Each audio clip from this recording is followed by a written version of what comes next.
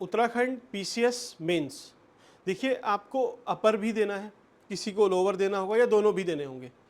Challenge आता है current affair का कि करंट अफेयर आपको कैसे करने हैं, कहाँ से करने हैं और मेंस के पर्सपेक्टिव से कैसे करने हैं। हो सकता है आपसे पूछ ले, फंसा देगा आपको। कुछ वो आपसे 2.5 नंबर 4-5 नंबर में भी पूछता है, बाकी फुल लेंथ में भी पूछता है। अब क्या है ना कि एक छोटी सी उसने इवेंट पूछ ली, सपोज कोई रोपवे प्रोजेक्ट ही है, वही उसने पूछा, वो पूछ लिया उसने 10 नंबर में। तो 10 नंबर मीन्स 2 पेज आपको लिखना बहुत भारी पड़ता है, कहाँ से लिखोगे, और जेन्युइनली उसमें कुछ है भी नहीं ऐसा लिखने का। तो आप पूरे टॉपिक को उस लेवल पे उस सही तरीके से समझ लो कि ठीक है पूछ लेगा तो लिख लेंगे, कुछ भी लिख लेंगे, सही से लिख लेंगे उसको। ऐसे ही एक न्यूज़ है। अच्छा, हम करेंगे क्या अभी, ये जो जून की इवेंट है उसको कवर करेंगे, उसके बाद फिर बैकवर्ड में चलेंगे, मई, अप्रैल, मार्च, फेब, जनवरी, ठीक। तो उस हिसाब से चलेंगे। पहली न्यूज़ चलिए देखते हैं, ये जून की है, आपको रोपवे दिख रहा है, ठीक। न्यूज़ देखते हैं क्या है। जो रोपवे प्रोजेक्ट है from Tapovan to Kunjapuri temple, उसको मंजूरी दी थी सरकार ने। तो ये है क्या एक्चुअल में, तपोवन कहाँ पर है, ऋषिकेश में। आपको अगर ये दिख रहा है, ऋषिकेश में है, ऋषिकेश में। यहाँ से ऊपर पहाड़ पे नरेंद्र नगर, नरेंद्र नगर, यहाँ पे ये कुंजापुरी टेम्पल है, कुंजपुरी, ठीक है। वहाँ तक ये रोपवे चलाने वाले हैं, ऐसा कुछ है। तो आपसे पूछ सकता है कि रोपवे का प्रोजेक्ट क्या है, ये क्या इनिशिएटिव है। इससे रिलेटेड पर्वतमाला आपसे पूछ सकता है, या फिर अगर ये प्रोजेक्ट चला भी है तो ऐसा प्रोजेक्ट और भी कहीं चल रहा है, केदारनाथ में चल रहा है, उससे क्या फ़ायदे होंगे। तो पहले आपको जनरलाइज्ड एकदम फ़ायदे पता होने चाहिए कि भाई इससे फ़ायदे क्या हो सकते हैं। ये आपको वाइट, चलिए येलो शायद दिखेगा, ठीक। तो आपको एग्जामिनेशन हॉल में सोचना है, उससे बढ़िया यहीं पे थोड़ा सा पॉज लेके आप सोचते हो ना।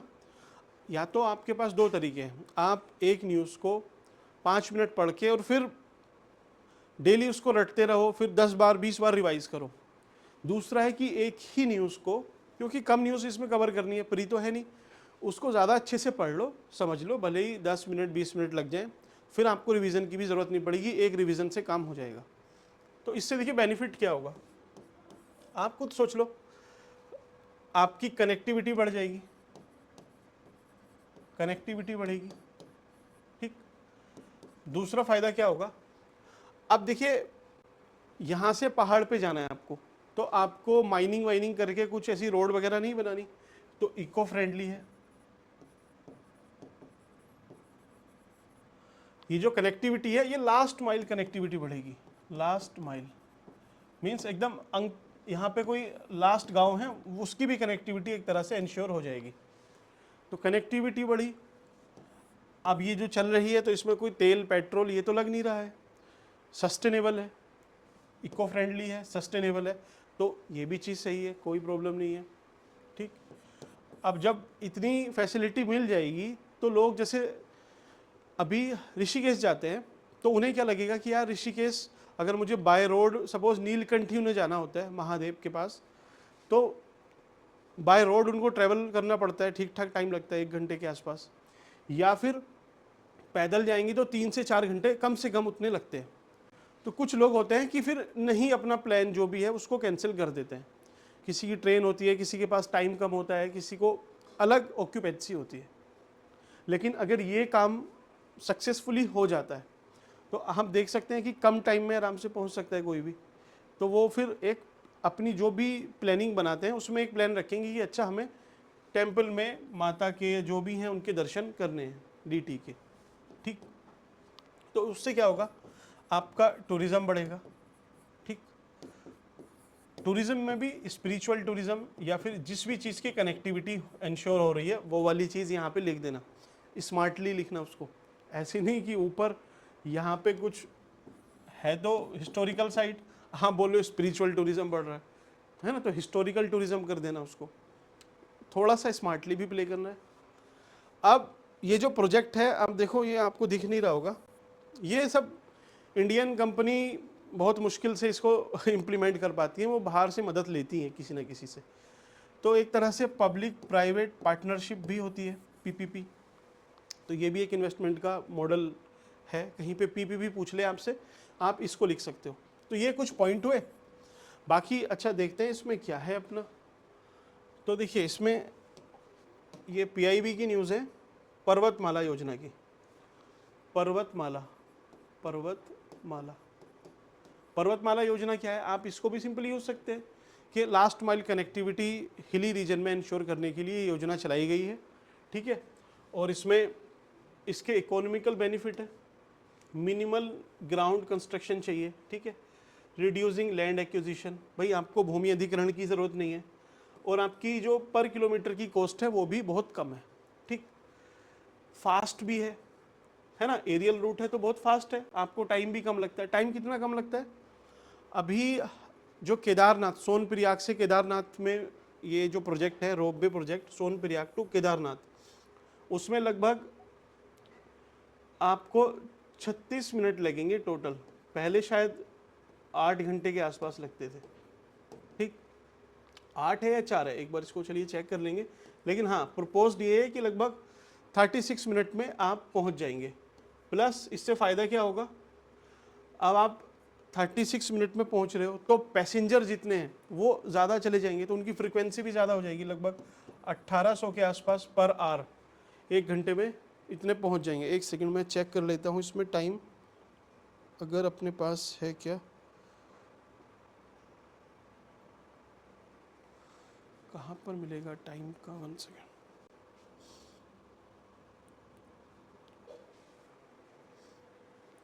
टाइम इतना ही होगा, 9 ही घंटे होना चाहिए इसमें, 9 आवर, 9 से 36 मिनट और 1800 पैसेंजर पर आवर ट्रेवल कर सकते हैं।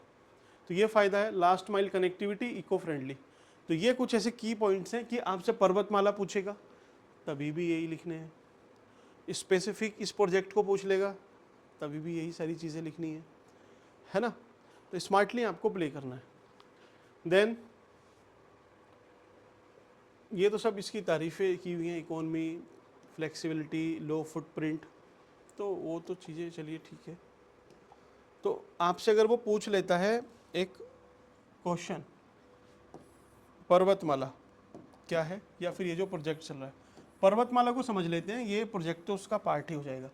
तो आपने पर्वतमाला को इंट्रोड्यूस किया, सीधा सीधा पूछेगा कि पर्वतमाला प्रोजेक्ट हिली रीजन को ropeway last mile connectivity ensure करने के लिए गवर्नमेंट ऑफ इंडिया ने इनिशिएट किया है, इसके डैश डैश बेनिफिट हैं, ठीक, 3-4 बेनिफिट लिखे, एक केस स्टडी लिख देना या फिर एग्जाम्पल आप लिख देना, मैप भी ड्रॉ कर सकते हो, ठीक है। सपोज ये आपका उत्तराखंड है, उत्तराखंड ज़्यादा बड़ा हो गया, कस्टमाइज मैप भी बना देना चाहें तो आप, ये उत्तराखंड है, ठीक है। यहाँ पे एक प्रोजेक्ट ऐसे चल रहा है नरेंद्र नगर से, आप ऐसे यूज़ कर सकते हो, ऋषिकेश, नरेंद्र नगर, सोनप्रयाग और आपका केदारनाथ, ठीक। इस तरीके से आप कुछ भी ड्रॉ करके, चाहे आप इंडिया का मैप ड्रॉ कर सकते हो, ठीक है, कुछ भी आप ड्रॉ कर सकते हो। यहाँ पे इसको बॉक्स में किया, ये पॉइंट्स लिखे आपने, ठीक। यहाँ पर केस स्टडी क्या कि जो सोनप्रयाग से आपका केदारनाथ के लिए है, उसमें लगभग 9 घंटे से टाइम घट के 36 मिनट रह जाएगा, पैसेंजर फ्रीक्वेंसी 1800 प्लस हो जाएगी, ठीक है, पर आवर, और उससे जो रीजनल डेवलपमेंट है और लास्ट माइल कनेक्टिविटी है, टूरिज़्म, ये सब चीज़ें बढ़ेंगी, इन्वेस्टमेंट भी आएगा, ठीक है। तो ये सारी चीज़ें आपको लिखनी है। चैलेंजेस क्या है इसमें, तो चैलेंजेस एज सच बस टेक्निकल चैलेंज हो सकते हैं, है ना, कि टेक्निकल सुटेबिलिटी। दूसरा मेंटेनेंस के चैलेंजेस, कि जो स्टाफ है वो मेंटेन नहीं रख पाते होंगे, हाथ से बढ़ रहे हैं, अभी सुनने में आता है, ठीक है। ये तो मन से लिख सकते हो, मैं भी मन से बना रहा हूँ, आप भी वहीं पे ये अभी भी आराम से बना के लिख सकते हो। दूसरा पीपीपी मॉडल पे आपको जो इन्वेस्टर है जो कंपनी है उसका कुछ चैलेंज हो सकता है कि सही टाइम, सही मीन्स सही बिडिंग हो और जो reasonable cost effective PPP ensure हो पाए। ठीक है, आपने ये लिखा तो बस 2-3, इससे ज़्यादा वो पूछता भी नहीं है। अभी आप पिछले पेपर उठा के देखो, चाहे यूपीएससी है, स्टेट है, किसी का भी सिविल सर्विसेज का है, वहाँ पे अब वो जो स्कीम्स और ये सारी चीज़ें उनको क्रिटिसाइज नहीं करा था। पहले पूछता था क्रिटिकली एग्जामिन, अब ये क्वेश्चन 2 या 3 पूछता है, वो भी जिसमें सच में ऐसा इशू होता है, अदरवाइज उसने पूछने बंद कर दिए हैं क्योंकि सब चंगासी।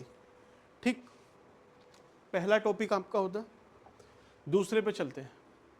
देखिए, Uttarakhand CM Dhami approves mega industrial investment policy 2025। ये एक पॉलिसी है, आपको तैयार रखनी चाहिए, कोई पूछ सकता है। अभी ये जून में ही शायद पास हुई है। ठीक है, मई, तो मई जून की खबर है, आपको अच्छे से तैयार करनी चाहिए। क्या तैयार करना है इसमें, तो डायरेक्ट भी पूछ सकता है आपसे पॉलिसी के प्रोविजंस, या फिर इसके क्या फ़ायदे हैं, क्या चैलेंजेस हैं, तो इस तरीके से ही पूछेगा। चलिए पहले इसको देख लेते हैं। इस पॉलिसी में है क्या एक्चुअल में, आप एक बार फिर से नाम पढ़ो। मेगा इंडस्ट्रियल, छोटे वाले नहीं, मेगा, और इन्वेस्टमेंट मीन्स बड़े प्रोजेक्ट के लिए है ये पॉलिसी। तो सब कुछ बड़ा होगा इसमें। देखिए, large, ultra large, mega, ultra mega. ठीक है, LUMU है ना, large, ultra large, mega, ultra mega. ठीक, सिंपल सा। आप एक भी कोई सी भी इसमें एक फिगर पकड़ लो। ठीक, 50 करोड़, 500 करोड़, 500 करोड़ प्लस, इस तरीके से याद रख सकते हो कि देखिए पहला 50 करोड़ है मिनिमम इन्वेस्टमेंट, दूसरा 500 करोड़, और तीसरा 500 crore plus. Obviously 500 crore plus ही होगा, तो 500 से कहाँ तक हो जाएगा ये 1000, ये 50 से कहाँ तक होगा 200, ये 200 से 500 हो जाएगा। ऐसे भी आप कर सकते हो। अदरवाइज एक फिगर आप रखते हो ना दिमाग में, तो आपको कन्फ्यूजन नहीं होगा, वरना फिर आपको क्या होगा ना, उसमें आपको फिर उसमें इशू आने स्टार्ट होंगे कि यार वो कंफ्यूज करेगा कि 1000 करोड़ इसमें था, अल्ट्रा मेगा में था, है ना, उस तरीके से आपको कंफ्यूज करता है। उसमें कंफ्यूज मत हो ना। 50 का एक आंकड़ा याद रखो, बहुत रेयर है कि आपसे स्पेसिफिक पूछेगा, पूछ लेगा तो बस 50 से 200, 50 से 200 मत याद करो, 50, 500, 500 प्लस, और फिर वो 1000 प्लस चला जाएगा। ठीक, 4 कैटेगरी उसने बना दी है। तो ये देखिए कैटेगरी पता है बनाई क्यों जाती हैं ऐसी, ताकि ड्वार्फिज्म ना हो। एक इकोनॉमिक सर्वे में नोट किया था कि अभी जो इंडस्ट्री है ना उसमें ड्वार्फिज्म चल रहा है, ड्वार्फिज्म। चलिए आपको इंडस्ट्री का थोड़ा सा समझाते हैं, फिर ड्वार्फिज्म पे आते हैं। बोनापन, इंडस्ट्री पे आपसे कभी पूछ ले, इंडस्ट्री, एग्रीकल्चर का अपना एक फॉर्मेट है, इंडस्ट्री का भी कुछ फॉर्मेट है। क्या फॉर्मेट है, आप जनरली लिखते हो कि मार्केट की प्रॉब्लम है, ठीक है, लेबर फोर्स पार्टिसिपेशन की दिक्कत है, उसके पास स्किल नहीं है ना, मार्केटिंग एंड ब्रांडिंग की प्रॉब्लम है, ठीक है, यही सारे तो लिखते हो। फिनेंस फॉर्मल फिनेंस की दिक्कत है, औपचारिक निवेश की, ये सारे पॉइंट लिखते हो। तो ठीक है, ये चीज़ भी आपको मार्क्स देगी, ठीक है, इसमें कोई डाउट नहीं है। लेकिन आप जब आपके पास नहीं हो कुछ भी कंटेंट, तब आप उसको लिख सकते हो, बाकी कुछ खुद से भी पढ़ के जाओ। एक बार इंडस्ट्री है, इंडस्ट्री के मैं आपको 2, 3, 4, 5 पॉइंट बताता हूँ, दिमाग में रखो उसको। जब भी इंडस्ट्री आए आपको फटाफट वो सबसे पहले वही चीज़ क्लिक करेगी, ध्यान रखना। अब से आप सबको वही चीज़ क्लिक करने वाली है। फॉर एग्जाम्पल ABCDE, 5 पॉइंट काफ़ी हैं, और भी इसको बढ़ा सकते हैं, लेकिन पहले बस इतना देखते हैं क्या है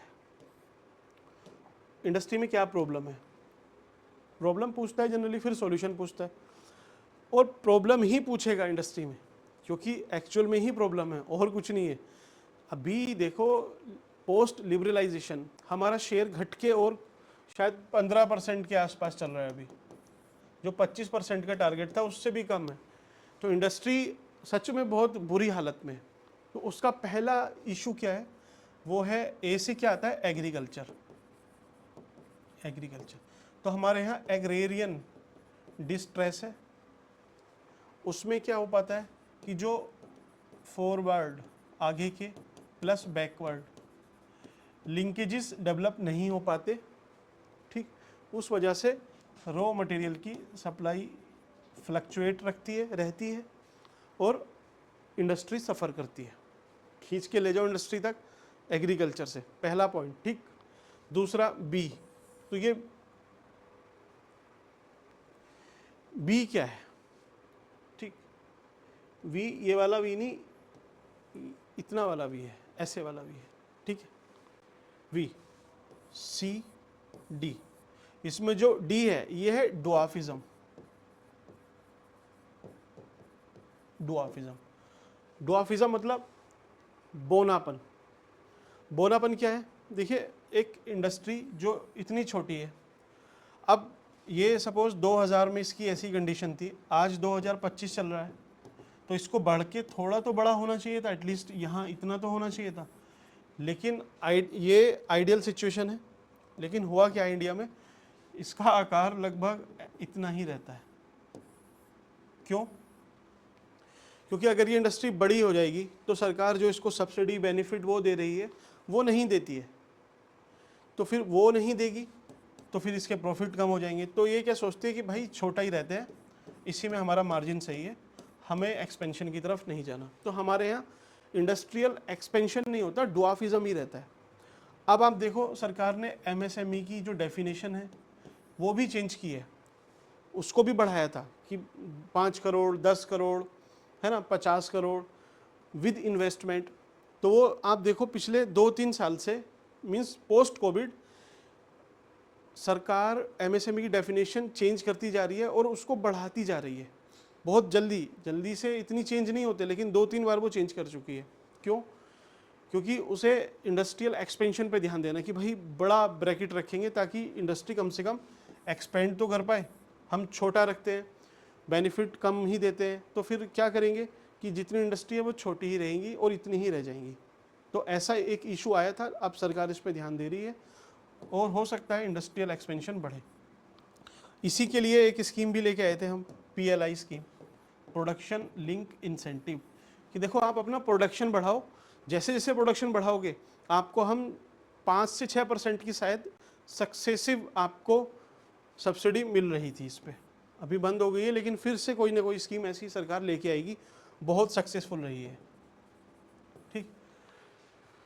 BCDE, चलिए इस पर बाद में बात करते हैं कभी, फिर वीडियो करंट अफेयर के टॉपिक से भटक जाएगी पूरी, ठीक। कहाँ थे हम? ड्वार्फिज्म आपको समझाना था। तो ड्वार्फिज्म समझ लिया आपने क्या है, बोनापन, हिंदी में बोलते हैं बोनापन। डायग्राम ड्रॉ कर सकते हो, तो उससे बचाना है, इसलिए ये इतने बड़े बड़े टारगेट भी रखती है सरकार। वैसे ये तो है ही मेगा प्रोजेक्ट के लिए, तो इसका कुछ वैसा इशू नहीं है, ये याद हुए आपको। अब इसमें क्या करेगी सरकार, जो लार्ज हैं उनको 10% की सब्सिडी देगी आफ्टर 8 ईयर। मतलब ये क्या मतलब हुआ इसका, सपोज इसमें से कोई लार्ज प्रोजेक्ट लेते हैं, ये 200 करोड़ का है, 200 करोड़ का है, इसका 10% कितना होगा, 20 करोड़। तो 20 करोड़ आपको एनुअल, हर साल सब्सिडी देगी सरकार। कब देगी? इंडस्ट्री लगाते ही नहीं, जब आपकी इंडस्ट्री 8 साल पूरे कर लेगी। तो क्यों देगी? अब आप समझो ना, ड्वार्फिज्म क्या है, यही तो है कि पहले तो बेनिफिट मिलते हैं आपको, आप इंडस्ट्री लगाते रहते हो, ठीक, फिर बाद में बेनिफिट मिलने बंद हो जाएंगे तो आप या छोटी रखते हो या उसको और कम कर लेते हो। अब सरकार बोल रही है कि आप 8 साल तक कम से कम लगाओ, फिर आप जैसे आपका टर्नओवर बढ़ता जाएगा हम आपको सब्सिडी देंगे लगभग 10% की, फिर 12 की, 15 की, 20 की, मीन्स जो जितनी बड़ी हो जाएगी इंडस्ट्री उसको उतना ज़्यादा हम सब्सिडी देंगे। तो अब जो ड्वार्फिज्म था वो खत्म होगा, एक्सपेंशन पे ध्यान आएगा, ठीक, समझ रहे हो आप। उसमें अच्छा ABCD आपको लग रहा हो कि B और C तो खा गए बीच में, वो पूरा है, लेकिन वो फिर ऐसे पब्लिक कर देंगे तो फिर सब लोग वही लिख के आ जाएंगे, इसलिए मैंने वो बताया नहीं, ठीक। आप बाकी स्किल विस्किल वो सब लिखते हो वो लिखना। तो डुआफिज्म आपको समझाना था, इसलिए उसका रेफरेंस लिया। तो ये चीज़ है। बाकी इसमें सब्सिडी आपको सक्सेसिव मिलेगी। सब्सिडी पे आपसे नहीं पूछने वाला, आपको क्या करना है, सरकार कैसे इसको प्रमोट कर रही है, फीचर्स क्या है, तो आप बोल देना इसमें सब्सिडी दे रही है सरकार। फॉर एग्जांपल लार्ज प्रोजेक्ट में 10% की सब्सिडी आफ्टर 8 ईयर्स। ठीक, तो ये आपका एक पॉइंट हुआ। ठीक, ये कैटेगराइज कर दिया इसने सरकार ने। तीसरा देखो, अब उत्तराखंड प्लेन तो है नहीं भाई, पहाड़ भी है और प्लेन भी है।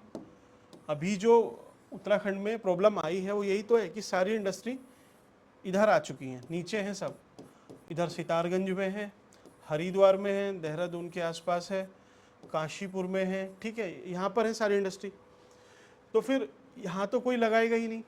तो सरकार बोल रही है कि जो भी अपने प्रोजेक्ट ऊपर यहाँ पे इस्टेब्लिश करता है, ठीक, तो हम उसको जो नॉर्मल प्लेन में हम सब्सिडी दे रहे हैं तो उससे ज़्यादा देंगे कम देंगे, ऑब्वियसली ज़्यादा देंगे। कितनी ज़्यादा देंगे वो आपके सामने। हिली एरिया बोनस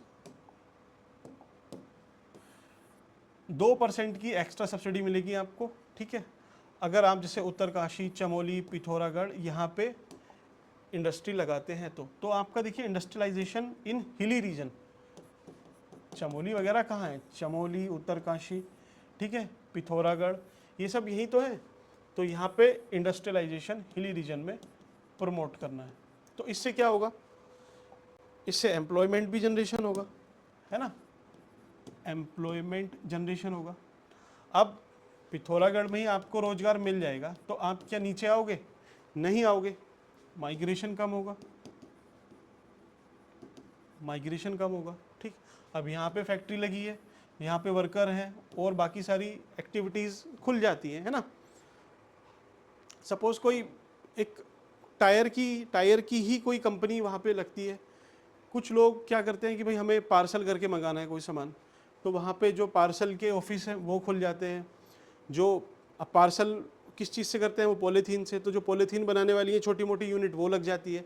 तो ऐसे करके एक ट्रिकल डाउन इफेक्ट होता है उसकी रीजनल इकोनॉमी पे। ठीक, भाई कोई चाय का वहाँ पे काउंटर लगाएगा, बाकी सारी चीज़ें लगाएगा ताकि ठीक है उसका काम वहाँ पे चल जाए। तो एक रीजनल डेवलपमेंट भी होता है, ट्रिकल डाउन इफेक्ट। तो देखो employment generation, migration, regional development, 3 तो ये हो गए। चौथा फ़ायदा, सब्सिडी देगी तो प्रमोशन भी होगा। देन ड्वार्फिज्म तो रहने दीजिए, आपसे अब वो बेनिफिट पूछ लेगा तो बस यही बेनिफिट है इसके, है ना। अब इसमें देखिए बूस्ट एम्प्लॉयमेंट, 50 से 500 प्लस जॉब पर प्रोजेक्ट। आप एक प्रोजेक्ट लगाते हो तो सरकार ने बोला है कि आपको मिनिमम इतना, कहाँ पे है इसमें मेंशन, शायद नहीं हो पाया है वो, 1 सेकेंड, ठीक है, इसमें है क्या, नहीं है। इसमें सरकार ने एक कैटेगरी और डाली है कि आपको मिनिमम इतना एम्प्लॉयमेंट जनरेट करना पड़ेगा कि लगभग आप एक लार्ज प्रोजेक्ट लगाते हो तो आपको कम से कम 50 लोगों को वहाँ पे रोजगार देना है, तो एम्प्लॉयमेंट जनरेशन होगा। देखिए ड्राइव बैलेंस रीजनल ग्रोथ, ठीक, improve investor confidence, long term policy है, सर्टेनिटी आएगी इससे। तो अब आप इसके पॉइंट निकाल लेते हैं कि क्या है। तो पहले फीचर्स पूछ लेगा तो आपको सब्सिडी, दूसरा कैटेगराइजेशन ऑफ इंडस्ट्री, तीसरा एम्प्लॉयमेंट, फिर हिली रीजन को बोनस देता है। ये तो हुए फीचर्स। वो पूछेगा इसके फ़ायदे क्या हैं, तो पहला, दूसरा, तीसरा, फोर्थ, फिफ्थ। भाई पहला फ़ायदा ही क्या है कि इंडस्ट्रियलाइजेशन होगा वहाँ पे, एम्प्लॉयमेंट जनरेशन होगा, रीजनल डेवलपमेंट होगा, माइग्रेशन कम होगा और ट्रिकल डाउन इफेक्ट वहाँ की इकोनॉमी पे होगा, इन्वेस्टमेंट आएगा। यही सारी चीज़ें आपको लिखनी है, इनके एक एक एग्जांपल लिख दिए।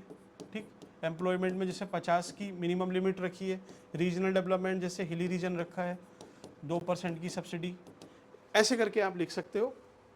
बाकी क्या सच में ये पॉसिबल हो पाएगा, तो हाँ कुछ लगता तो है कि देखिए आसपास के जो स्टेट हैं जैसे यूपी, हरियाणा, उनसे ज़्यादा सब्सिडी उत्तराखंड दे रहा है, तो एक कॉम्पिटिटिव पुश मिलेगा, एडवांटेज मिलेगा। जॉब क्रिएशन तो होगा ही क्योंकि लिमिट रखी हुई है, हिली रीजन का भी डेवलपमेंट होगा और इन्वेस्टर के पास भी क्लैरिटी रहेगी कि भाई लॉन्ग टर्म की पॉलिसी है, 8 साल के बाद 10 साल के बाद हमें ये सब्सिडी दे रहे हैं, तो ठीक है, सरकार के दिमाग में कुछ लॉन्ग टर्म बेनिफिट है, तो पॉलिसी सर्टेनिटी भी इससे बनी रहेगी। तो होपफुली इसमें एक आपको टॉपिक और कराना था मुझे, एग्रीकल्चर का। अभी थोड़े से इसमें टॉपिक रह रहे हैं। एग्रीकल्चर की भी एक न्यूज़ थी, विकसित कृषि अभियान, बजट में भी था, तो उसको चलिए नेक्स्ट वीडियो में कवर करते हैं। आप अभी इंडस्ट्रियलाइजेशन तो क्या ही है, और रोपवे किसका है, इंफ्रास्ट्रक्चर का प्रोजेक्ट हो जाएगा, ये इंडस्ट्रियलाइजेशन। तो 2I हमने कवर किए, अब एग्रीकल्चर देखेंगे इसके बाद। चलिए मिलते हैं नेक्स्ट वीडियो में। आप अगर इसी तरीके से वीडियो चाहते हैं तो आप बता सकते हैं कमेंट सेक्शन में, या फिर किसी और तरीके से, मींस डेली की न्यूज़ कवर करनी है, या फिर इतना नहीं एक्सप्लेन करना, कम करना है, थोड़ा और ज़्यादा करना है, पूरा टॉपिक ही पढ़ा देना है। जैसे एग्रीकल्चर है तो पूरा एग्रीकल्चर ही पढ़ा दो एक बार में, भले ही आधा घंटा लग जाए, 25-30 मिनट, 40 मिनट, 50 मिनट लगे, बट करंट की न्यूज़ के साथ पूरा उत्तराखंड का एग्रीकल्चर पढ़ा दो, वो भी पॉसिबल है, आराम से पढ़ा देंगे। जैसा आप फीडबैक दोगे उस हिसाब से करेंगे। बाकी मिलते हैं नेक्स्ट वीडियो में। Thank you.